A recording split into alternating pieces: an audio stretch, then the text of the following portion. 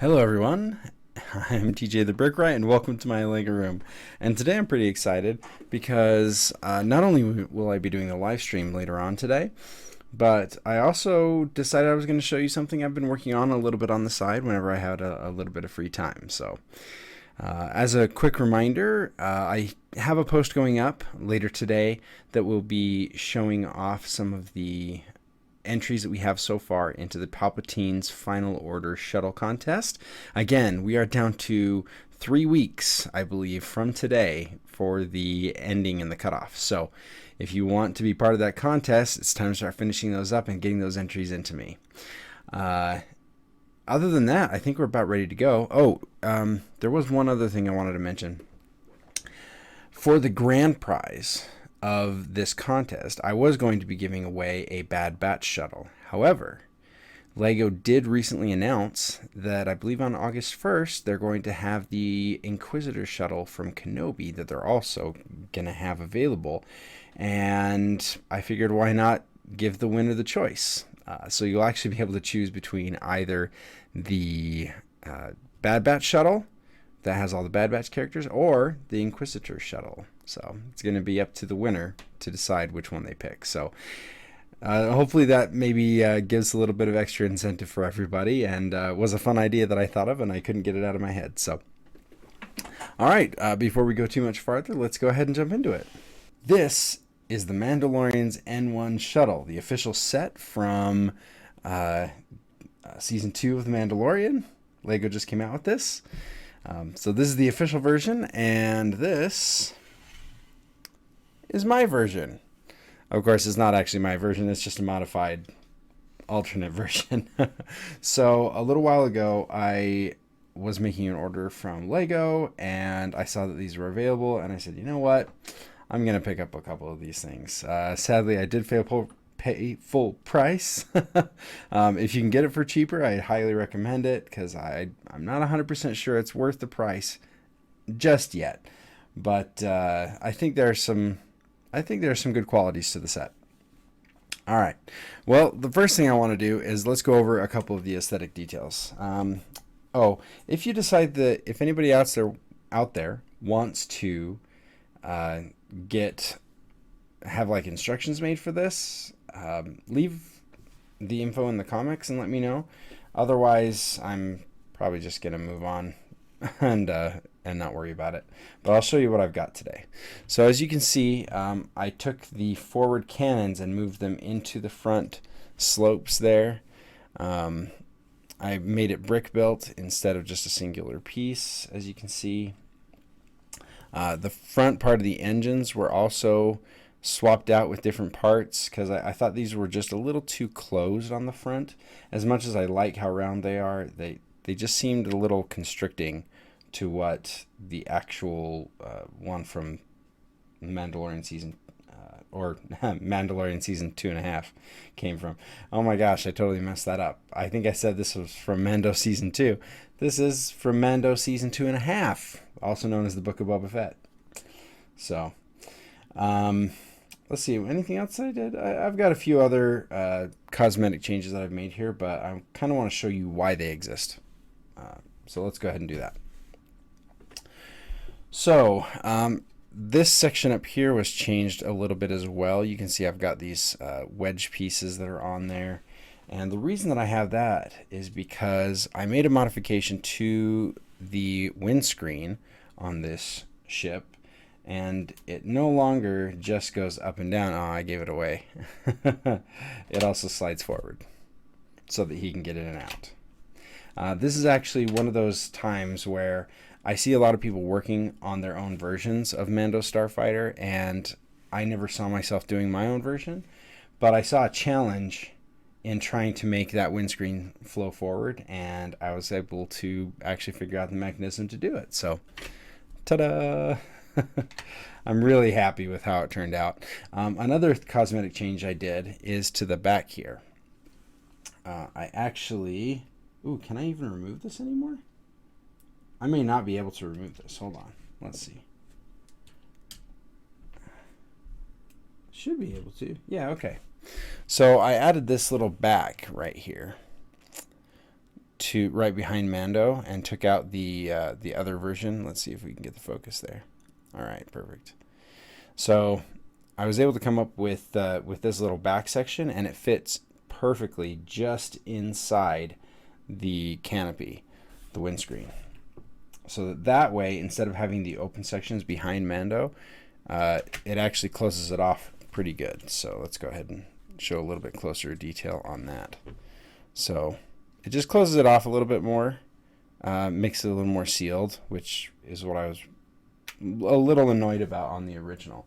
If I pull the original down here and do a comparison, whoop, you can see that right behind Mando there are actually some very big holes in the back of the windscreen.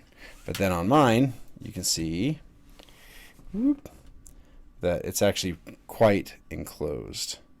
There we go. It fits pretty tight. I almost had to try to change some stuff because the stud on top was contacting, but if I just make sure that's in all the way, then we're good to go. And it slides right on and off. Woohoo! All right. Now a couple of things that it can no longer do. The missile no longer fires, so that's kind of a bummer. I have been working on trying to get a mechanism so that the engine here, the third engine, has a rod going forward, and you can just press it to launch the missile. I have not been able to do that yet. There's also an option of removing this section here and putting the mechanism in there so you can tap it. So like if you're flying it along, then you can just reach underneath with your finger and tap it, and or pull it back or something and have it fire. I haven't gotten that far yet on the design, but that's okay. And I think that's really all I did.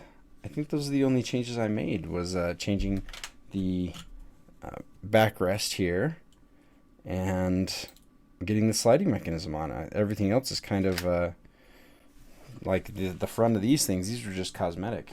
I guess I could show you what those are. So these are actually the Millennium Falcon. Ooh, let's change that. See if we can get that. So these are the Millennium Falcon grills from a previous Falcon set that I had. Let's see if I can get that out. It's probably not going to want to come out.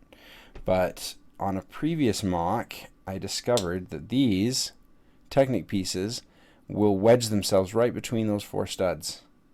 And so you can pop it in there, and it works out pretty good. Let's see. Can I get it back in though while the camera's rolling? There we go. So there we go. So it's that Millennium Falcon grill in the front of it. It's not spiral, which I would have preferred because I think that's more what it looks like in the movie or in the show. However, I feel like this radius is a little bit better and looks a little bit closer to the show than the radius on this inner weapon, or not weapon, fan. Sheesh. I'm having a hard time. I'm a little bit tired tonight, so please be patient with me. All right, so what I was going to do is I was actually going to show you guys how I did that sliding mechanism, and it actually works with the original version as well. I actually built the sliding mechanism first and then rebuilt the front section. So if you end up wanting to add a sliding mechanism to your forward section, these techniques are totally doable for you as well. All right. Okay, let's see how much we can take apart here. So we're going to take that off and that off. Oh, one quick disclaimer. On this front section with the binoculars under here, it technically doesn't actually fit because the binoculars don't sit flat on that jumper, but you can't really notice. You can't really tell, especially when I swirl them like this. Oh, darn it. Oh, what did I lose? I lost the cheese wedge. Bummer. Okay. Let's see if we can do this one without losing the cheese wedge. Very good. Okay. All right. So what we ended up doing is using the simplest possible mechanism that we could. And that is using what's called a door hinge and door hinge slide. Let's see if we can use a brick separator here and get this apart real quick. So what I ended up doing is you actually have to pull pretty much the whole center section out. The little firing mechanism for the missiles, just pretty much everything goes away. And don't worry, it works out, I promise. So if you look inside right here, I would love to take this a little bit more apart, but maybe we can do it just the way it is. So in the middle, there are two halves to these door hinge sliders. So we have this piece, which is like the door hinge receiver, and then this is like the door hinge slide. They fit together, and it slides across like that, and that's exactly how it does. There are two ways that you can do it. You can have the door hinge slider slide inside the receiver, or you can have the receiver slide along the door hinge slide. So what I ended up doing is actually using the slide as my outside edge and having the receiver be the center section where my cockpit windscreen was attached to. So again, if I pull this forward, you can actually see that the receiver is in the middle on this, and then the hinges are on either side. Now, the big reason I did this, and I know it's going to sound really silly, is so that this middle section wasn't as empty. It is a little bit silly, but when I had this sliding forward, inside here is very hollow and kind of bugged me a bit. So I decided what I wanted to do was to try and fill that in just a little bit. So I moved the sliders up as far as I could, and then I used the hinge ones on the, or the slider pieces on the inside, or the outside. Man. So I used the slider pieces on the outside and the receivers on the inside, and that just helped close it up by almost a full stud. So that worked out pretty good. One other thing that I had to do, First Cosmetics, you could actually attach the pilot controls to this slider mechanism, and it works just fine. It works very similar to the way that it did on the original.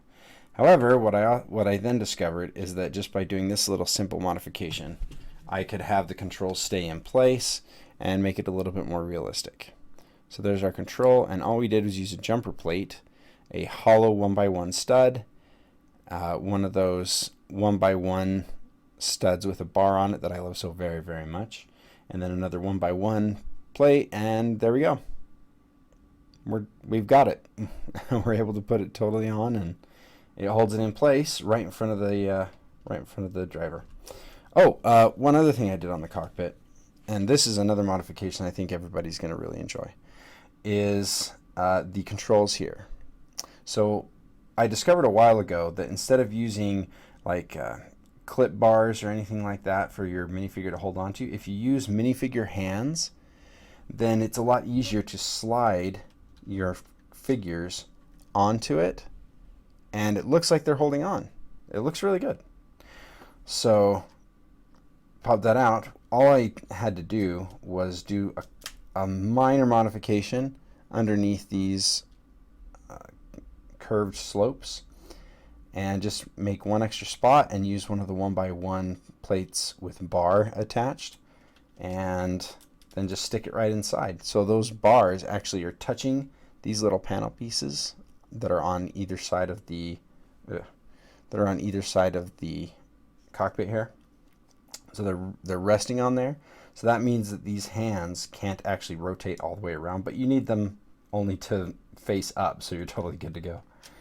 And everything fits together.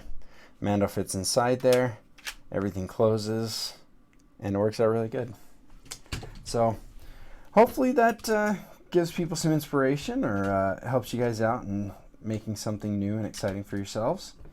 Every once in a while I really enjoy putting new ideas to work, especially on existing sets, or trying to solve those engineering problems.